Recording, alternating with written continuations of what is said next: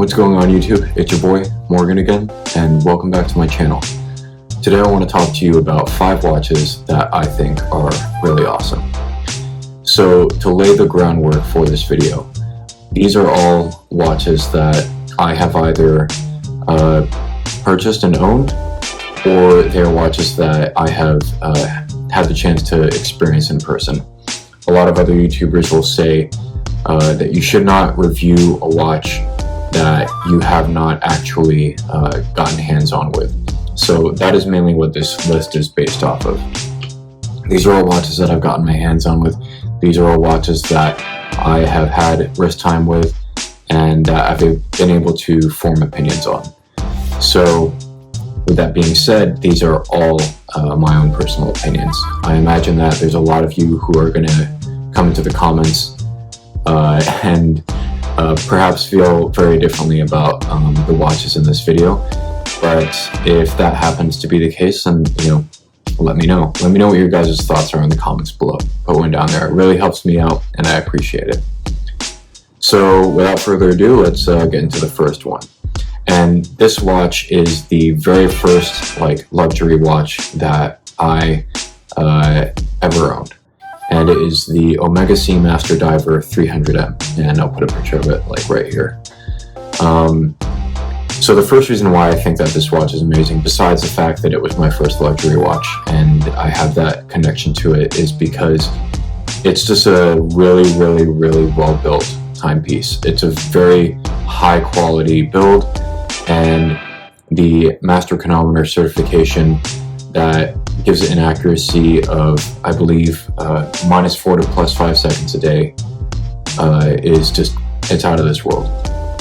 Actually, sorry, no, I believe it's 0 to +5 seconds a day, but go on Omega's website for that information. Don't quote me on that. It's a really accurate watch. It's a really, really, really accurate watch. Additionally, because of the well-built quality in that watch, it's also extremely rugged. My own personal Omega Seamaster is scratched up like crazy, but it runs like a dream. I have taken that thing. I've taken that thing with me on multiple hikes now. I've done physical labor with it. I've taken it into the ocean, where it should be, and it stood up to all of it, and it can stand up to a lot more. The second watch that I want to talk about is the Rolex Explorer 2, specifically the 216570 reference and the 226570 reference, which is the latest model. So to talk about this one, the reason why I think it's the best and why I chose this watch over the GMT Master 2 is because this watch is highly undervalued for what it is. Because if you think about Rolex as a whole, the entire brand is trading for above retail on the secondary market. However, and this isn't the same can also be said for the Rolex Explorer 2. However, the thing with the Explorer 2 is that the margin of price on the secondary versus at retail for the Explorer 2 is a lot smaller than you would find on the GMT Master 2. GMT Master 2s typically go for anywhere from 17 to 20,000 at the secondary market, and at retail they can be got for about 10.9 for a standard model. As opposed to the Explorer 2, which currently I believe retails for about $96.50, and on the secondary market you can find models for as low as $94.30. So it's actually trading under retail. You just have to do a little bit of digging and find a good deal, essentially. So it's got GMT functionality just like the GMT Master 2, and it's undervalued for what it is. So that is why it's on this list. Moving on to the third one, we've got the Seiko 5 GMT, so another GMT watch, and it's actually the watch that I am wearing right now. I can't speak enough about this watch. I cannot, there's too many good things to say, really. But I will just start off by saying it's the best GMT watch in its price bracket currently. Again, that's my personal opinion, but I strongly believe that. If you want to find a watch that can track multiple time zones for under $500 retail, then you can't really go anywhere else other than Seiko 5 GMT. This watch is just a beast. It does everything right. Yeah, it does everything right, and it's so affordable too. Like the previous two watches I've been talking about are all in four figures or above. However, this watch is less than it's $475, and when I bought mine, I got a 25% discount at Macy's and ended up getting it for like $374. So yeah, you really can't beat that for what you're getting. No, it's not a chronometer. No, it doesn't have sapphire crystal. But at the same time, like you gotta keep these things in perspective. Like the value for money here is nearly unbeatable. I'll say that. Seiko really hit a home run on that one. The fourth watch that I want to talk about is the Rolex Explorer 1. This watch is simple. It's subtle.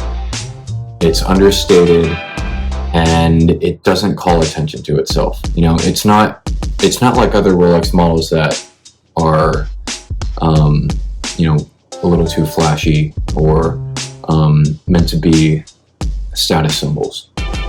The Explorer 1 really is, and I'm talking about the like full stainless steel version, by the way. But the Explorer 1 is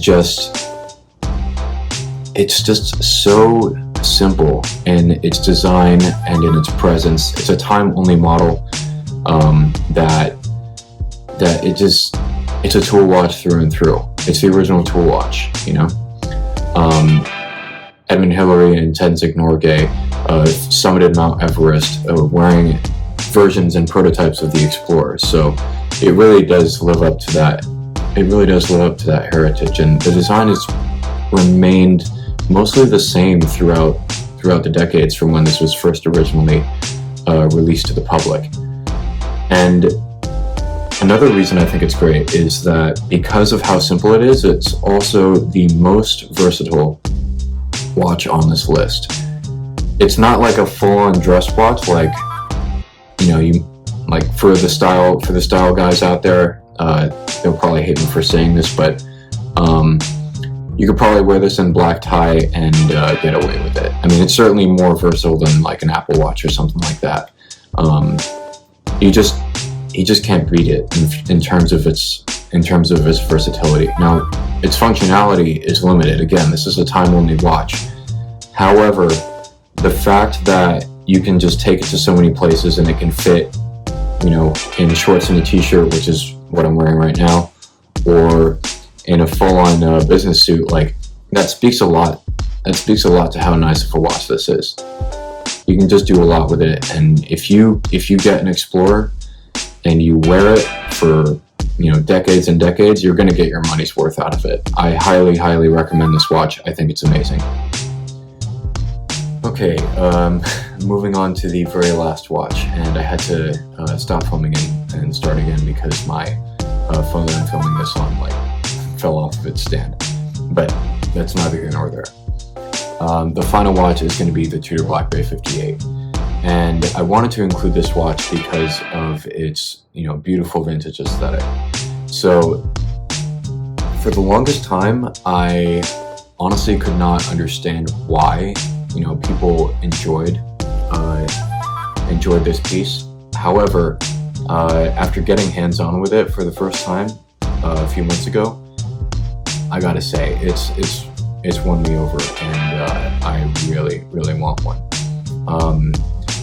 It's just got this beautiful vintage look to it without actually being vintage and all of that comes with.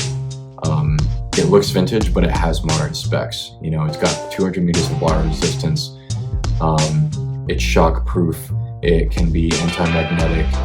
The movement has 70 hours of power reserve, and it just looks so beautiful. You know, the gilt hands, the gilt indices on the dial, and the contrast between that and the stainless steel of the case and the bracelet is just, it's so beautiful. I love it. It definitely walks the line between what people think of when you talk about like a tool watch versus a dress watch. Like the previous 4 watches in this list have, you know, pretty much been tool watches. They were born as tool watches. They're made to be used in the context of certain situations, and you know, so is this one. But like the Explorer that I just mentioned, this watch is very versatile, and you can take it with you anywhere, and it looks good in just about any situation. And like the Omega Seamaster that I mentioned at the beginning, this watch is also extremely rugged. You can say that about just about, you know, every watch on this list.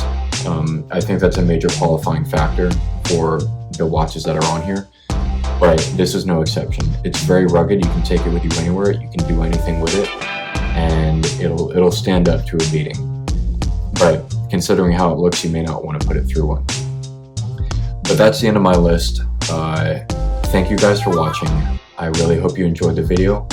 If you guys agree with my list, let me know down in the comments and shoot me a like. If you guys don't agree with my list, still let me know down in the comments, and you know, maybe provide your recommendations. I'm an enthusiast. I am a fledgling collector of watches, and you know, I would love to hear your guys' recommendations on what you think is an awesome piece and what you think you should have in your collection. So yeah, let me know. I look forward to hearing it. Thanks again.